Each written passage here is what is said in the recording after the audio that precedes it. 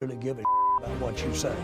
Yes. Okay? I love to hear you say it, and I love to be in it. I know. But if you think that causes me to go right or left, I'm out here doing something. Trust me, I know. Okay, and I just want to be straight with you. Oh boy, we have plenty to dive into after Jerry Jones sat down with you, Stephen A. I'm Kimberly Martin, filling in for Molly. Chris Canty, Joe Fortenbaugh here. We got a lot to get into. Hey. And just smile for the cameras, let them know it's your show. I mean, do we have certain rules? No, we will get to the rules later, but we got a lot of is content, it Kimberly guys. A? I'm not trying to make it Miss about Martin? you, I'm but just trying to figure it out. It is the lovely Kimberly A. Okay. So just so you know, guys, all right? Okay. All right, let's start here in the NFL, where Micah Parsons is still without a contract extension. Time is running short for a deal to get done before the start of the season, and there remains no contact between the Cowboys and their defensive star. But while Jerry Jones refuses to talk to Micah's camp, he continues to speak to the press. Stephen A., yesterday you sat down for a one-on-one with Jerry that will be released in full on your show later today. And we have a sneak peek of that interview. Let's take a listen. There's right now about 3 entities involved in the Micah Parsons deal that really count, and that's not to dismiss everything about the organization and the Cowboys. What are the 3 entities? Micah, me, sitting out there, and about a mile back is that agent. These are the 2 to get it done. Always has. And these are the 2 that be sitting there working it out when it hits the fan, when it's not between the lines on that contract. That's why I'm going to do it. Micah's got agent. Yeah.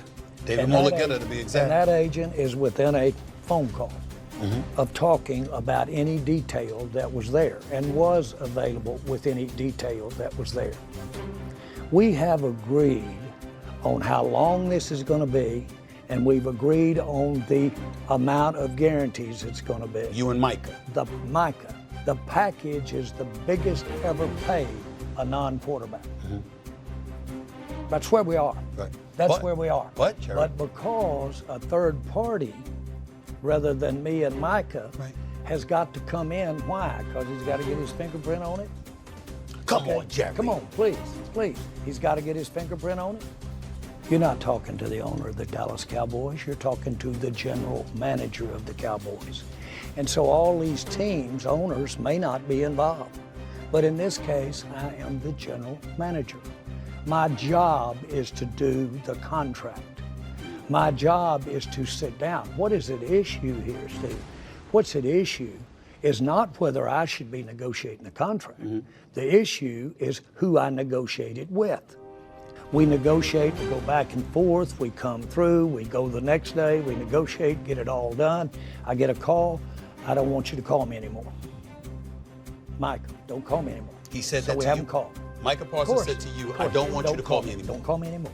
Don't call me anymore. After calling you. That's correct. And igniting a negotiation, he turns around and exchanging numbers and negotiating. Don't call me anymore. And then he called you back and said, don't call, I don't want you to call me anymore. The agent calls, he says, we need to start a negotiation with Micah. Guy says, well, we have negotiated, we'll send you over the deal. Proverbially, just keep it. I won't tell you where to put it, but just keep it. We're going to start a negotiation. Okay? We've had the negotiation, period. A lot there. All right, Stephen A., what was your biggest takeaway from your conversation with the general manager of the Cowboys? Jerry hasn't changed.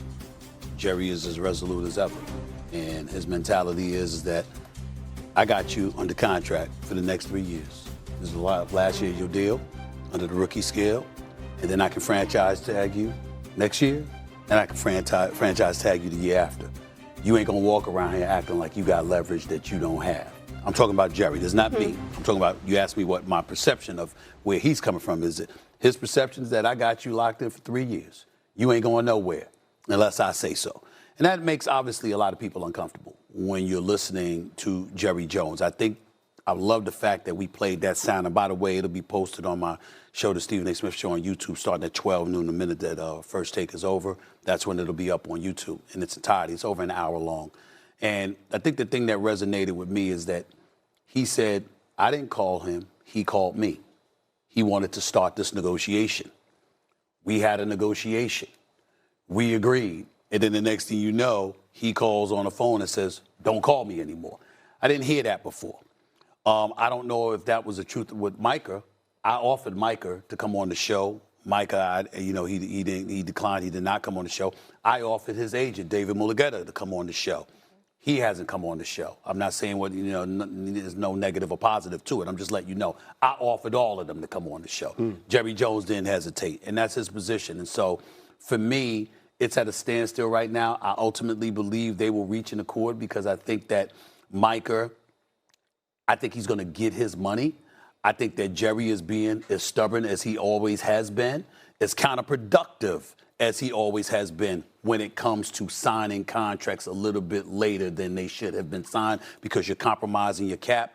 But the biggest reason I feel that way is because he is stubborn. He is unapologetic about it. He swears he's changed and modified himself to some degree. I don't believe that. I told him, I haven't seen any evidence of that, Jerry. Okay? But that's where he's coming from, and that's what it is. Well, Stephen A., this is why typically general managers and agents negotiate these contracts and not owners and players, because the owner and the player both have a vested interest. And when it comes to the business of football, they're too close to it. So having a third party that is somewhat removed from it in terms of what it means matters when it comes to getting these deals across the goal line. Now, as far as why Jerry is taking this tack with Micah, I think a part of it is the showmanship. A part of it is the soap opera and being able to maintain the business model of the Dallas Cowboys being the story in the NFL 365. Jerry Jones likened it to playing on Broadway, being a part of the Dallas Cowboys. But I do think there is an agenda that Jerry has, and it has nothing to do with football. It has everything to do with pushing back against the resurgence of player empowerment and how NFL players have tried to push the envelope to get closer in partnership with owners, comparable to what we've seen from NBA players and in that league.